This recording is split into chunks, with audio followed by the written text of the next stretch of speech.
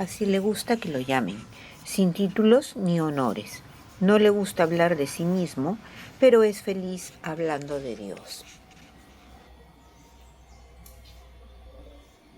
Dios ha manejado mi existencia, porque todo esto ha sido guiado por Dios para mi bien. A mí no me cabe la menor duda. Y Dios me ha puesto en cada momento en donde debía estar, donde me iba a hacer bien. Y por eso resulta tan significativo haber podido conversar detalles personales, remover recuerdos íntimos y arrancarle reflexiones, fruto de sus 75 años de vida sacerdotal. 75 años de jesuita. Y lo curioso es que nunca he tenido la duda. Bueno, el Señor me ayuda mucho, porque si hubiera tenido alguna de la duda, no sé qué hubiera sido.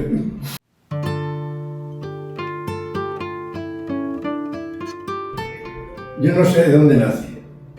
Lo que quiero decir es lo siguiente. Yo nací en Cartagena, que es un puerto de la costa del Mediterráneo de España. En la Cartagena primera, la auténtica. Ya de acá es una copia. De ahí pasé, bueno, me llevaron, claro, de un año, a Melilla, que es una ciudad en Marruecos. Y ahí viví hasta los 8 años. Y en Marruecos, pues, tuve que tratar un poquito, pero claro, como niño, con el mundo árabe. Y aprendí un poco de árabe. Waje, yu, zeta, son los números del árabe, que no aprendí nada más. Y ahí empecé a ir al colegio, la primaria, hasta los 8 años. Y a los 8 años, mi familia, mi papá era militar, nos trasladamos a Valencia. Para mí Valencia fue una impresión muy fuerte, porque yo en Melilla no había sentido la guerra civil para nada. Solo que mi papá estuvo de combatiente en la península. Pero Valencia sí fue el último sitio donde los de izquierda se desaparecieron de la península, los vencidos. La ciudad está destrozada. El ejército atacante no ha conseguido su propósito de tomar frontalmente Madrid, cuyos defensores endurecen día a día su resistencia. La intervención masiva de las potencias fascistas y de la Unión Soviética en favor de cada uno de los bandos en lucha anuncia una guerra larga y definitivamente internacionalizada. Había una avenida, la avenida, donde ahí había 2 o 3 refugios de estos, eran las parroquias que usábamos. Y la gente acudía. Pero era una ciudad en escombros, no cualquier cosa. Y por esa razón ocurrían cosas como encontrarse una bomba sin explotar en los escombros. Pero eso fue en el año 1940. La guerra había terminado al final del 39. Pero sí está todavía la ciudad.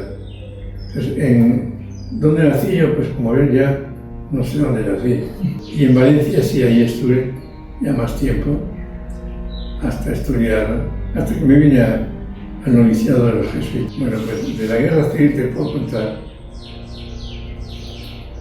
que la posguerra fue muy trágica porque España supuestamente había estado, digamos, del lado de los nazis. Entonces nos hicieron un bloqueo económico muchas naciones. Entonces en España había escasez de alimentos, pero con un buen plan del gobierno, en esto creo que acertaron, nos dieron cartillas de razonamiento. Entonces había algo de alimento para cada persona, no había acaparamiento. Claro que hubo después venta, o sea, trampas. Y en la guerra mundial, yo tenía ya, cuando empezó la guerra, tenía yo 7 años, Y cuando terminó, tenía 12. 12 años. Claro. ¿En qué tiempo realmente? Además nos hacían creer que los nazis eran los buenos. Esa era la propaganda que había en España, era fuertísima. Y felizmente que España tenía simpatía por los nazis, pero no se hizo... No intervino directamente en la guerra. no intervino. Bueno, vino la Guerra Fría, que fue también muy difícil, porque era muy fría, pero el peligro de reactivarla era latente. O sea, realmente vivíamos con el alma en un hilo y con miedo continuo. No estaba en paz desde el año 39 hasta no sé qué año, pero hasta el fin de la guerra de Vietnam, de la guerra de Corea. La guerra civil terminó en el año 39. Mi papá falleció en el 40. Muy joven, no sé. Y iba a cumplir 54 años el día de San José de ese año. El año 49. Y yo iba a tener 12 años. Claro, era un niño todavía. Fue muy duro. Éramos muy unidos, éramos 8 hermanos. Sí. Porque en mi casa, con la pensión de viudez de mi mamá, no podíamos vivir 8 y varios en estudios. Entonces tenían el colegio interno gratis. Entonces me tocó ir a Madrid. Eso fue un golpe fuerte para mí. Yo tenía 12 años, separado de la familia. En primaria no había una estructura curricular. Lo único es que para pasar secundaria tenías que dar un examen de suficiencia. Por tanto, en la primaria hacían que tuvieras suficiencia. Y con eso entraba ya de frente al primer año de secundaria. Y se entraba con 10 años cumplidos. Entonces, y yo hice los dos primeros años los hice en Valencia, en el Instituto Luis Vives. Luis Vives es un famoso escritor valenciano, antiguo. Después, tercero y cuarto, en un colegio de los que he hablado, que estaba en Chamartín de la Rosa, que es una barriada periférica de Madrid. Ahora ya está invadida por la ciudad. Y quinto, sexto y séptimo en otro colegio ya, que estaba en Carabanchel. Tenían una buena concepción, separar a los más pequeños de los mayores. En el internado siempre más saludable. Claro. Ahí aprendí las letras, muy buenos colegios. Aprendí la física y las matemáticas, que para mí han sido siempre una maravilla. Y al terminar la secundaria, había que dar un examen de todo lo estudiado en la universidad. Eso fue esa etapa de mi vida que es muy rica de experiencia. Aprendí muchas cosas. Aprendí la austeridad. Aprendí a no vivir una vida cómoda. Porque yo veo que muchos muchachos tienen todo lo que quieren y con frecuencia eso no les ayuda. Como que coge un peón y lo coloca en una casilla en el ajedrez. Así me agarró Dios y me puso en la universidad. Cuando yo estaba en el colegio, creo que con 15 años o algo así, en el colegio hacíamos retiro todos los años, de 2 o 3 días. y nos daban a leer libros espirituales. Yo me acuerdo que me emocionó mucho la vida de San Francisco de Asís y algo de los cartujos. Y en ese momento de idealismo delirante, yo quería ser cartujo o franciscano. Pero eso voló como una nube de verano que desaparece. No me quedó nada. Llevaba una vida recta, eso ciertamente que sí. Porque el internado era bien gobernado, había capellán, no sé qué, muy bien. Bueno, y estaba terminando la secundaria, estamos en el mes de mayo, la secundaria terminaba en junio, era el momento de tomar una decisión. En mayo yo tuve un amigo íntimo. Un día los dos nos fuimos a ver un partido de fútbol, a los dos nos gustaba mucho el fútbol, y era un domingo por la tarde. De camino él íbamos a pasar por delante del colegio de los jesuitas de Madrid. Y él tenía ahí su director espiritual. Me dijo, ¿te importa que entremos a saludar al padre? Dije, mira, a mí no me importa pasar y te espero. Yo en ese momento no conocía ningún jesuita. Nunca había pensado en los jesuitas. Yo no los conocía de nada, de nada. Como digo, hubo alguito de cartujos, de franciscanos, ya eso no había dejado ninguna huella.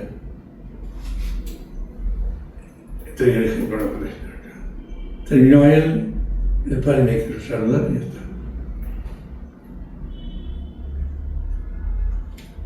Estaba en mi cama.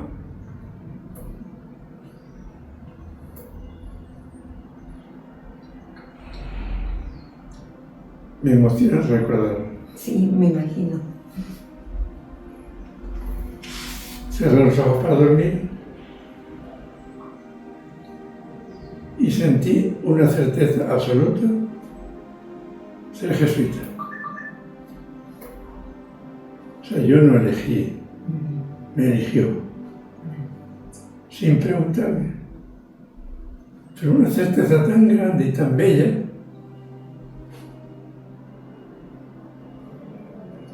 A raíz de eso, el domingo siguiente fui yo a ver al padre para explicarlo.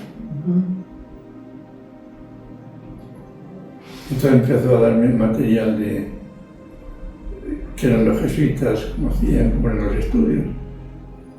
Y ya me emocionaba extraordinariamente cualquiera de esas lecturas, como si fuera la lectura de Emilio Salgari, que entonces estaban de moda, o el Marca, que era el periódico de deportes. Realmente que sí.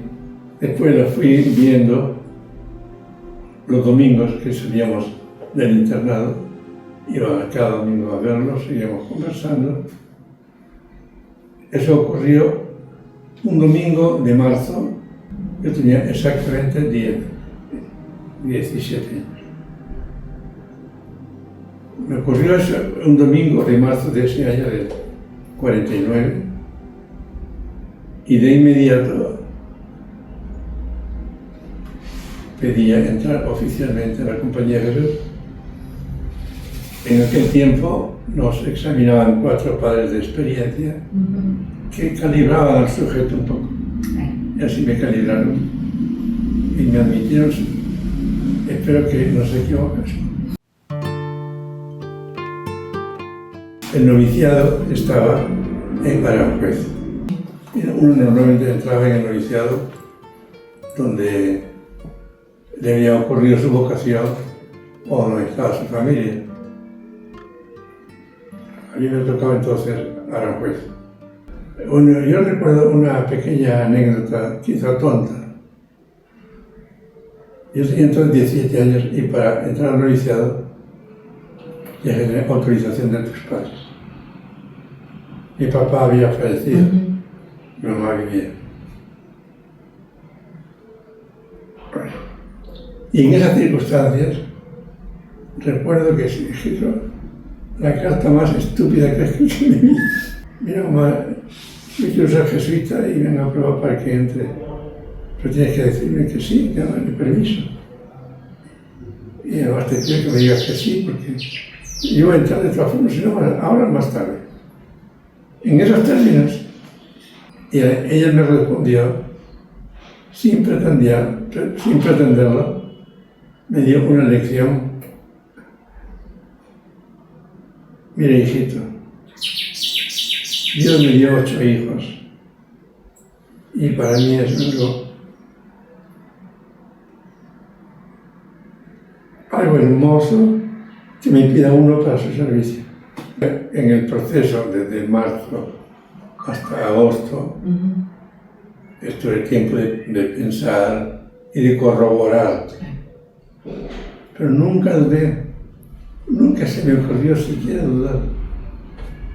Yo tenía la carrera ya hecha, si hubiera entrado, hubiera seguido mis estudios normales, ¿no? Porque también daban a los hijos de militares esa facilidad. Y a mí lo que me gustaba era la ingeniería. Yo me ordené en México, que es donde hice los estudios de teología. Teníamos que vivir como laicos, porque el gobierno, entonces todavía era muy rígido, no permitía que uno fuera con clergyman en la calle, ¿no? Íbamos de corbata o de chamarra, ¿no? De casaca. Yo recuerdo que ahí, bueno, cuando me puse el terno y la corbata, me saqué una foto y se la mandé a mi mamá. Respuesta: hijito, estás muy bien, pero te prefiero con sotana. Y nos ordenamos, ahora no me acuerdo bien, pero como 17 o 18 el mismo día. Hermosísimo. Y la mayor parte eran mexicanos. La composición era la siguiente: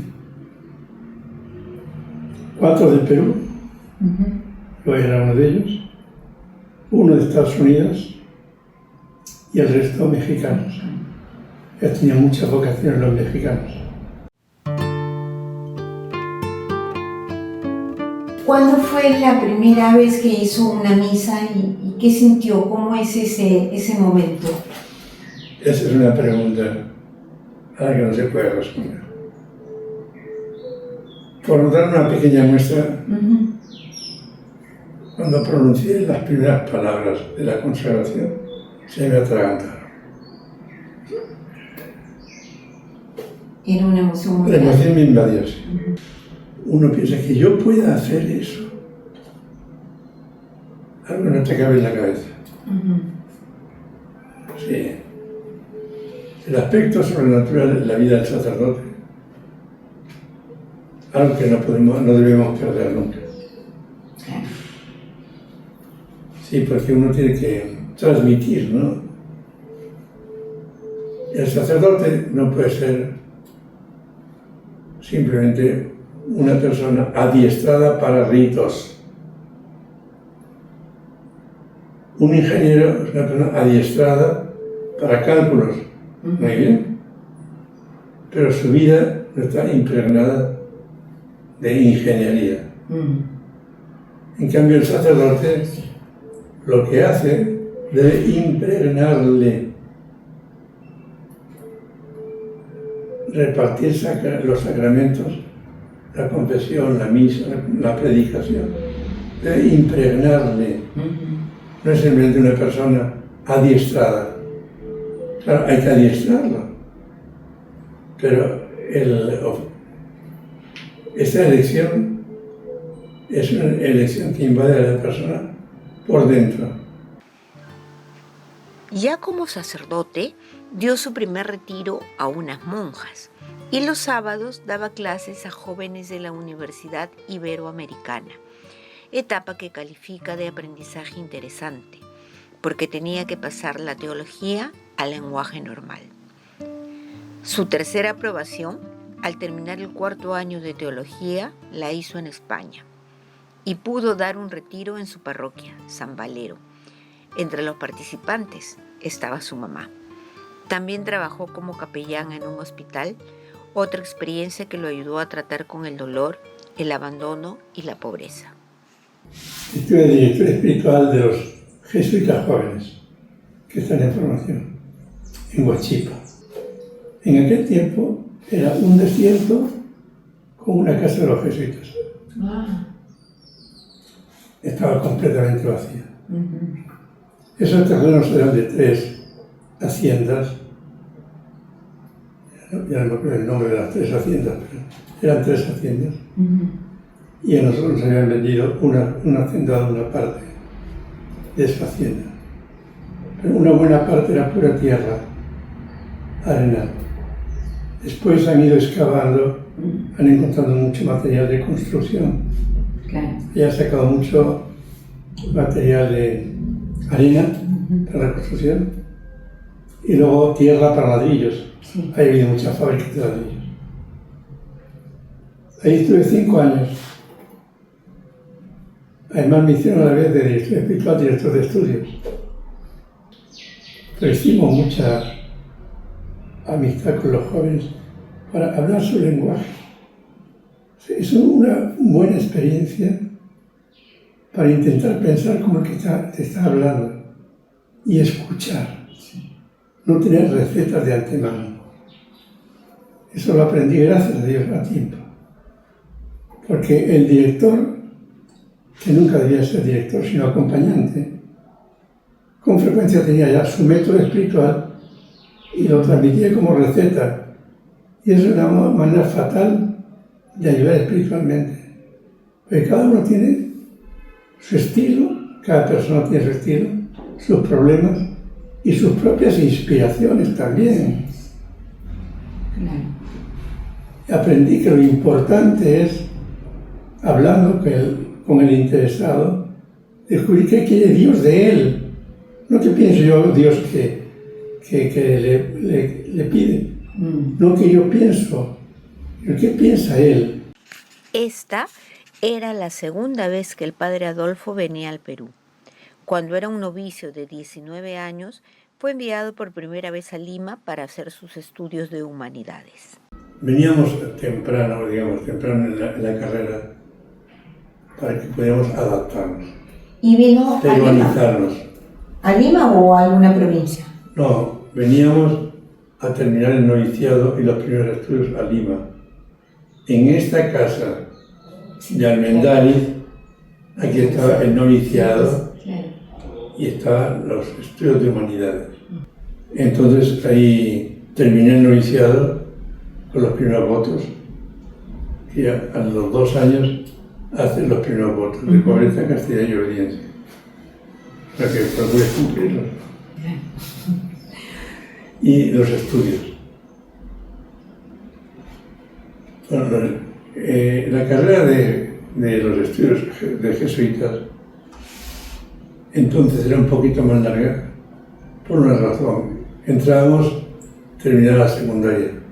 En cambio, ahora entran con carrera universitaria o con varios años de universidad. Pero ahora es un poquito más corta, pero siempre sigue siendo muy larga. Entonces, bueno, lo voy a contar. 2 años de noviciado, 3 de humanidades, 3 de filosofía, 3 de práctica pedagógica en colegio, 4 de teología y 1 que le llamamos tercera aprobación. Y que ese es un lema de San Ignacio. Lo que se hace para Dios hay que hacerlo bien. Si estudias para Dios, estudia bien y déjate de cosas. Y los profesores se encargaban de aplicarlo. Y los alumnos de padecerlo. Pero, ¿qué pasó después de Huachipa, donde habíamos dejado al padre Adolfo de director espiritual? Después de Huachipa, Fátima. Estuve 9 años de párroco, siendo un muchachito. Ahí teníamos un grupo juvenil de unos 120 chicos y chicas de la universitaria. Se reunían todos los sábados por la tarde a escuchar una charla, a reencontrarse como amigos, a escuchar una charla, a recibir la comunión, y después buscaban ellos su plan de jarana como muchachos. Qué bonito. Todos los sábados por la tarde. Y todos procedían de los encuentros juveniles que había con ellos. Era un fin de semana de conversión. Y como jóvenes, y les encantaba y les hacía mucho bien, se les decía su vida y se dan cuenta de la banalidad, de la superficialidad y de la perversidad a veces que algunos iban al retiro con su paquete de marihuana y su botella de trago. Y la primera cosa había que conversar con ellos para que quitasen eso todo el fin de semana, especialmente con hombres, pero con mujeres también.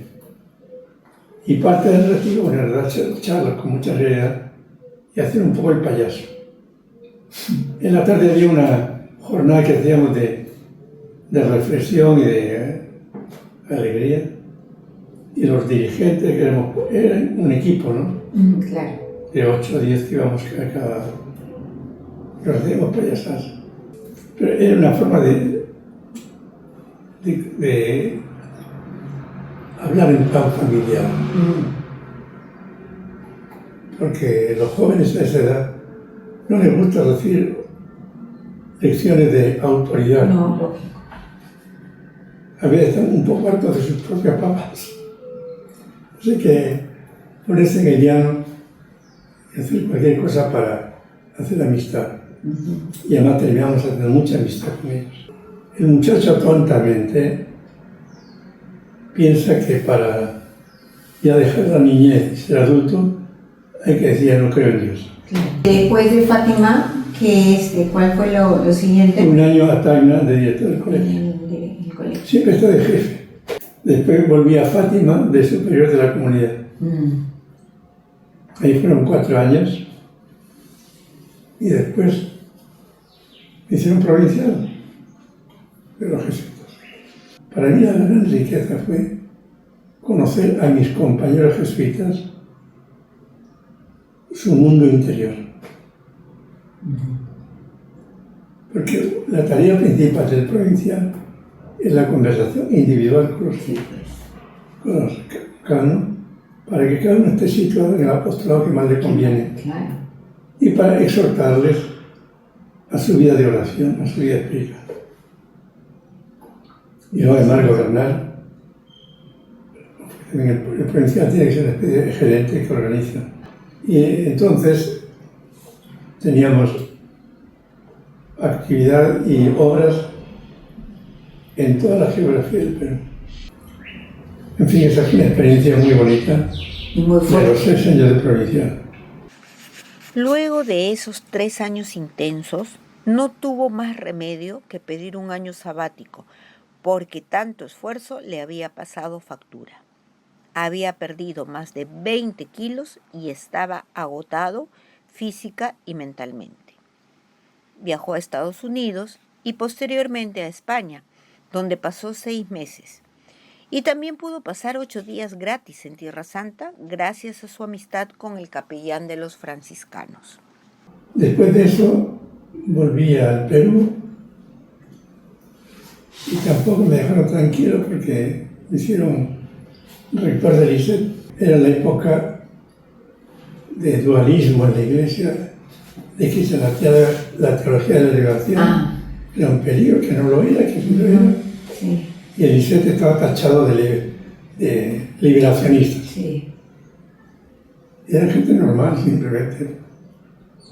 Pues mi principal tarea como rector ahí fue calmar las aguas y ver que la cosa no es así, ¿no? ¿Y cuánto tiempo estuvo ahí de rector?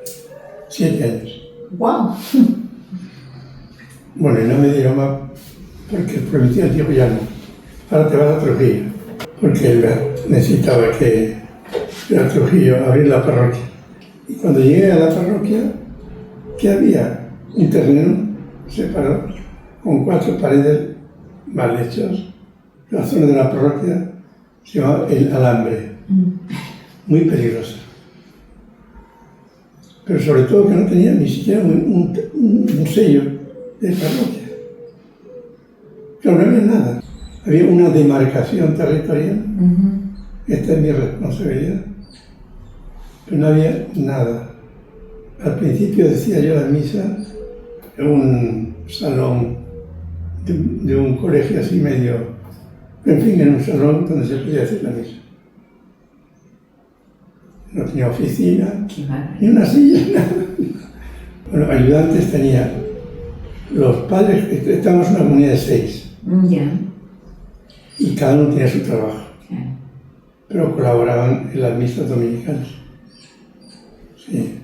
Sobre todo cuando ya tuvimos la construcción, ya empezamos a hacer misas con más regularidad. Pero para mí fue una experiencia muy bonita. Muy bonita porque así en diálogo con el Señor. Señor, te estoy haciendo una casa, ayúdame.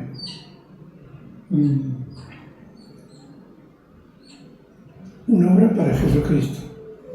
Y además que por la cercanía de la avenida al lado, se llama la Parroquia Jesús de Nazaret. Y empecé la parroquia con 0 capital. Hay tuve experiencias muy bonitas. Una persona vecina, el día de mi santo,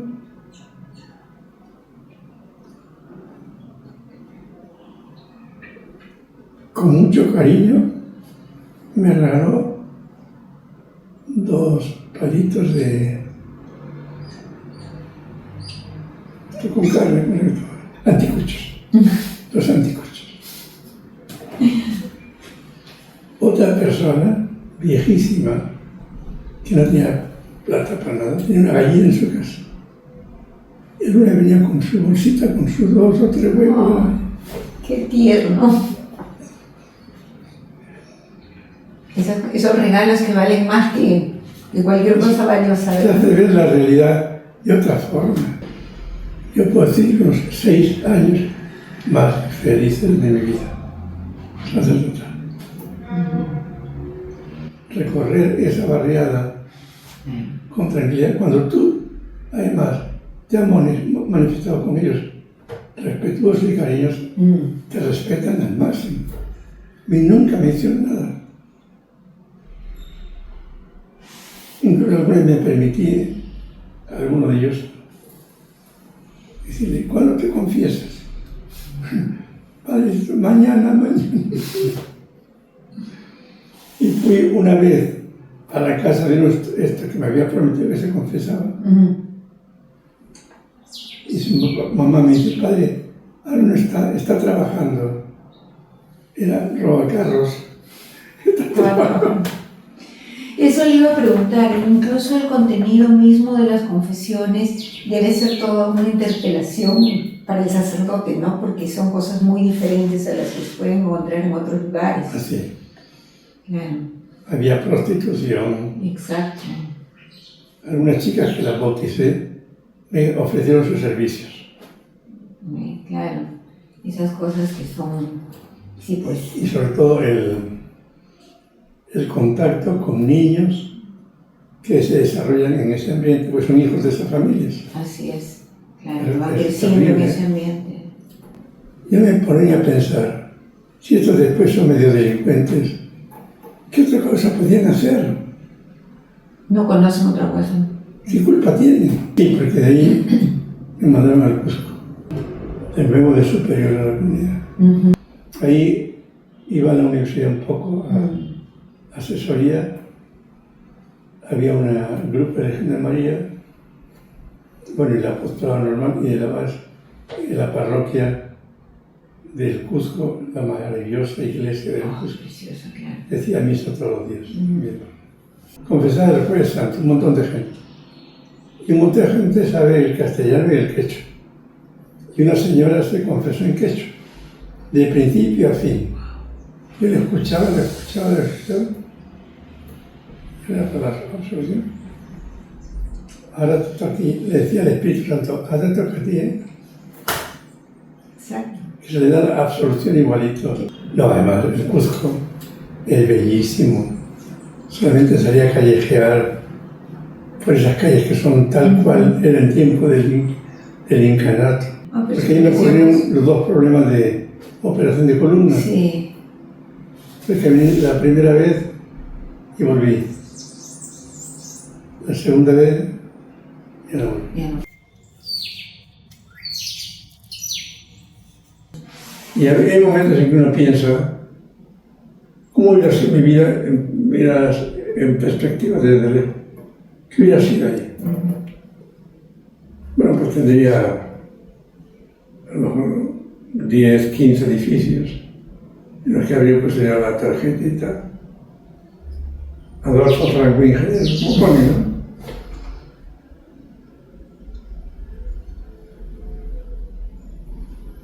Más bien lo que usted ha hecho es reingeniería de almas. Es que ahora tengo, y tengo que confesar con sencillez ciertamente, porque no, un montón de personas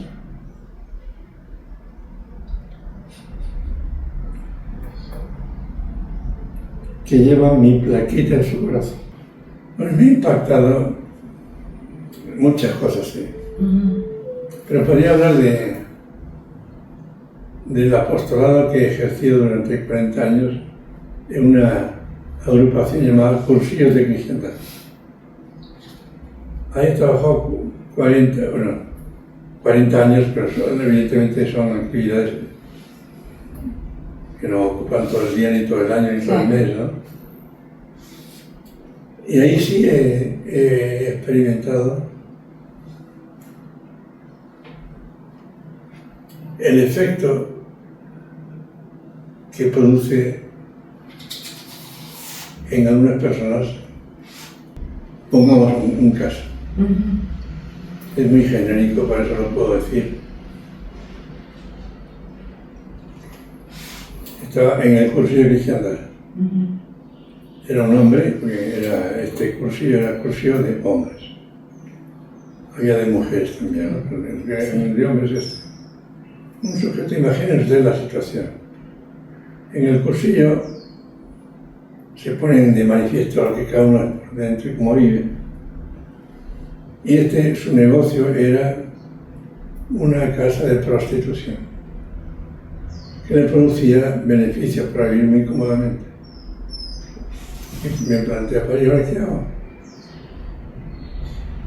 ¿De qué voy a vivir? Qué bárbaro. Y se decidió por renunciar. Claro, un efecto de esa clase. Solamente puede producirlo el Espíritu Santo y el Señor. En la época del terrorismo. Y dinamitaron la obra que teníamos para campesinos. Felizmente a los padres no les hicieron nada. Pero ahí, cuando pasó esto, a los que están viviendo ahí, tuvimos que sacarlos para que se recuperasen. Porque a algunos no les pasó el miedo durante muchos años. Y más que querían quedarse, ninguno pidió cambio. Nunca. Ustedes lo sacaron por precaución. Pero no podíamos abandonar la parroquia en momentos de peligro. Hubiera sido una tremenda cobardía y una falsa de testimonio. Pero ahora que mandamos ahí, hice una carta poniendo el problema a la provincia. ¿Quiénes se ofrecían a colaborar? Pero nada más por 2 meses. Una pareja iba por 2 meses, pues le sustituía a otra pareja. Pero mantuvimos. El problema era grave porque los padres que estaban para moverse tenían que pedir permiso de autoridad terrorista. Y a 2 que estuvieron en la época de Navidad, el 24 de diciembre en la noche, después de la misa en la parroquia. Estaban ya dormidos los padres y los terroristas dominaban, ¿no? Golpearon la puerta de la casa que les abrieron. Entraron varios terroristas con la metralleta. Afuera, a la plaza del pueblo. Ellos pensaban que era para asesinarlos. Felizmente no fue más que para una sesión de adoctrinamiento. Uno de los padres que fueron justamente en Navidad era de los tipos más recios, más duros. Este me decía, al cabo de un año, aún no se me ha ido el miedo. Sí, es una experiencia terrible. Te pensaban que los sacaban para asesinarlos. Claro. Pero ahí ha habido una época, esto es un caso particular, una época en que esto podía extenderse a un montón de obras de iglesia. Sí. Bueno, de hecho, cuando Y la iglesia se mantuvo y se podía escribir realmente, no lo han hecho nadie, una historia de la iglesia en la época del terrorismo. Con mártires, además, porque tenemos ya mártires de esa época. Con 4 mártires, una monja sí. y los 3 sacerdotes. frailes. Sí. Nunca me he sentido apartado de Dios, nunca. Que eso puede llegar. Lo que sí he tenido dudas de fe, sí, muy fuertes. ¿Y muy cómo fuertes. las ha superado? ¿Qué ha...? Cerrándole al entendimiento sus exploraciones tontas. La fe es muy fácil perderla en cualquier mundo. Hoy día, ciertamente que el ambiente no es el mejor para la práctica religiosa, porque la práctica y la fe y la práctica van muy unidas. Si no la practicas, terminas perdiéndola. ¿Siente que le falta algo en ese largo camino de entrega al Señor? Me falta todo. ¿Qué pregunta me haces? Me falta todo. Lo que he hecho ha sido nada más un pasito de hormiga. El infinito es infinito. Y el finito es finito. Hemos leído mucho en nuestra formación y seguimos leyendo muchos libros, pero el libro más interesante y más enriquecedor que uno puede leer es el corazón de otro ser humano. Ese es el mejor libro que he leído en mi vida y que sigo leyendo.